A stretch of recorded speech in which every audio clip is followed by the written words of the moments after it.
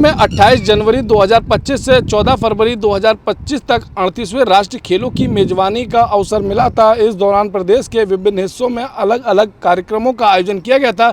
इसमें देश के विभिन्न हिस्सों से खिलाड़ी पहुंचे थे और उन्होंने अपनी प्रतिभा का लोहा मनवाया था। अगर उधम सिंह नगर जिले की बात की जाए तो उधम सिंह नगर जिला मुख्यमंत्री का गृह जनपद है।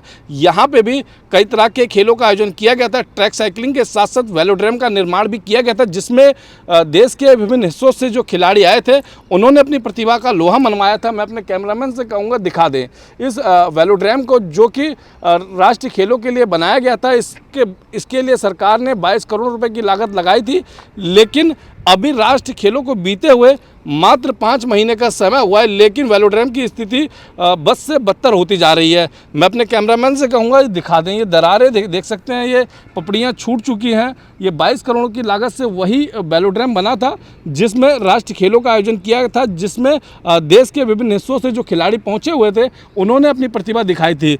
ये एक जगह दरारें नहीं, आप जहाँ भी देखेंगे, इस तरफ भी दिखा सकते हैं कि ये भी दरारें आप देख सकते हैं, ये आगे भी देख सकते हैं दरारें। आप जहाँ तक देखेंगे वेलोड्रम पर जगह जगह पर इसी तरीके की दरारें पड़ी हुई हैं।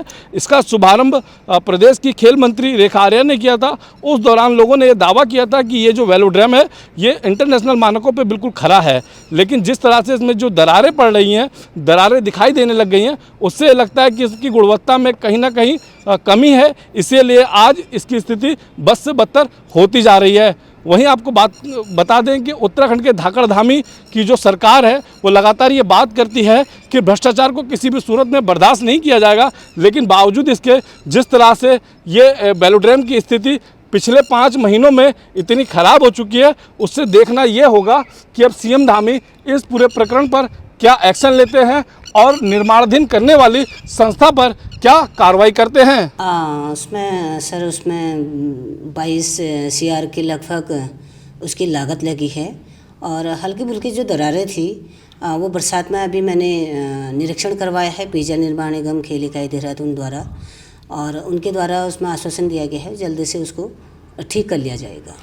उनके द्वारा बोला गया है इसी महीने हम उसको ठीक कर, जैसे बरसात होती है, अभी बरसात हो रही है, इसलिए जो वो चीज़ उसमें जो भी पॉलिसी या जो भी लगाना है वो अभी टिकेगा नहीं। जैसे बारिश रुक जाएगी तुरंत उसको ठीक कर देंगे। नहीं, कारण उसमें ये है कि पूर्व में जो उसका इसका जो स्ट्रक्चर था, इसका जो नक्शा था वो दूसरा था। बाद में इसको इंटरनेशनल का रूप देने के कारण इसको थोड़ा सा इसके जो इसका नक्शा था उसको चेंज हुआ, इसलिए थोड़ा सा जो एक्सपेंशन जॉइंट है वहाँ से दरार आए हैं। तो उनका कहना है कि ये स्वाभाविक ही, ये आते ही हैं इसमें, और बाकी उनके द्वारा जो कमी पेशी है उसको पूर्ण करने के लिए उनको द्वारा बोला गया है। एबीपी लाइव ने उधम सिंह नगर जिले की कीड़ा अधिकारी जानकी कार्की से जब बातचीत की तो उन्होंने कहा कि वेलोड्रम को 22 करोड़ की लागत से बनाया गया था। जो इसकी वर्तमान स्थिति है इसके बारे में जो निर्माण एजेंसी है उसको अवगत करा दिया गया है।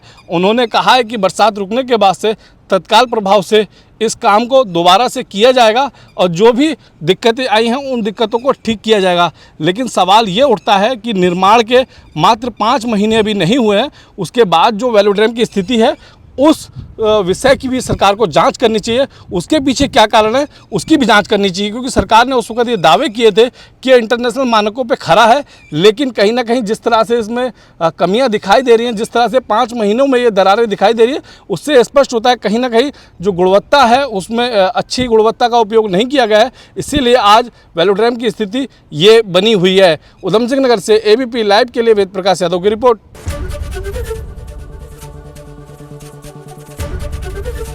एबीपी गंगा, खबर आपकी, जुबान आपकी।